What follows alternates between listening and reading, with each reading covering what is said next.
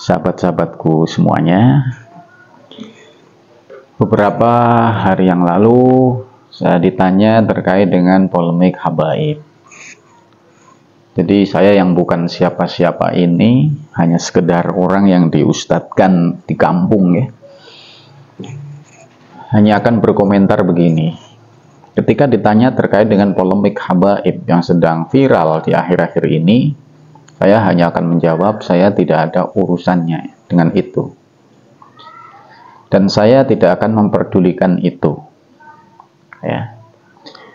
Saya kembalikan bahwasanya seorang muslim terhadap muslim yang lain itu wajib saling menghormati, saling menghargai, tidak sekedar mau dihargai, mau dihormati tanpa mau menjadi fa'ilnya, yaitu penghormat, gitu ya.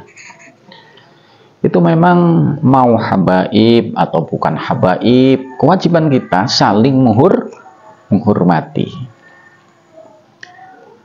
Nah, kalau memang habaib itu memang dzurriyyah Rasulullah Shallallahu Alaihi Wasallam, maka kita memang harus lebih menghormatinya. Kenapa? Karena dalam Quran itu ada ayat yang berbunyi wal mawaddah fil qurba. Ya. Nah, itu memang sebuah perintah ketika kita harus mencintai dzurriyyah Rasulullah, menghormati beliau-beliau ini. Ya. Walaupun pada dasarnya maupun dia itu punya nasab atau tidak, selagi dia muslim, ya khususnya itu memang harus saling menjaga dan saling menghormati.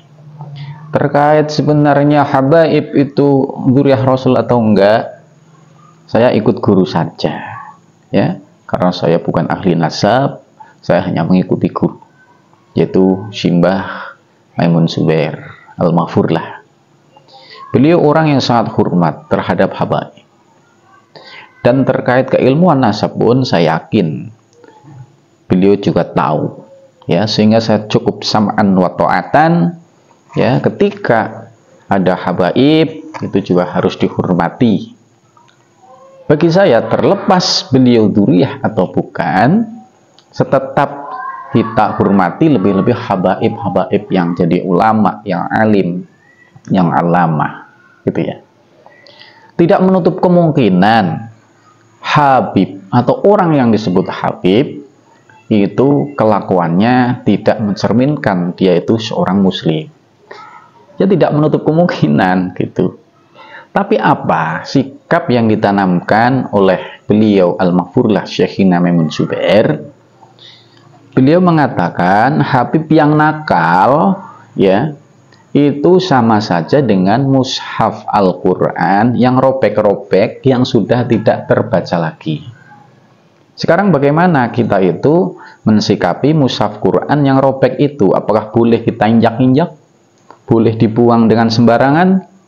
Tentu tidak. Tetap kita muliakan karena itu mengandung kalamullah. Ya kan? Iya. Berarti ketika kita mengikuti sang guru, maka saya yakin juga kalau Ba'alawi itu merupakan dzurriyyah Rasulullah Shallallahu Alaihi Wasallam. Jadi jangan anggap orang yang dzurriyyah pasti soleh. Itu belum tentu, ya. Sehingga dengan ketidaksolehan sebagian di antara mereka lantas kita menyimpulkan nggak mungkin itu sebagai dzurriyyah Nabi. Masa kelakuannya begitu? Ingat, dzurriyyah Rasul itu tidak mempunyai sifat yang sama seperti Nabi atau Rasul. Di mana Nabi atau Rasul itu mempunyai sifat maksum. Maksum itu dijaga dari melakukan hal-hal yang konsekuensi dosa. Ya. Jadi maklum saja, manusiawi aja. Al-insan mahallul khotok wa nisyan, termasuk dzurriyyah atau termasuk para habaib atau ba'alawi. Jadi jangan heran, jadi orang itu jangan kagetan, dan intinya jangan mau diadu domba.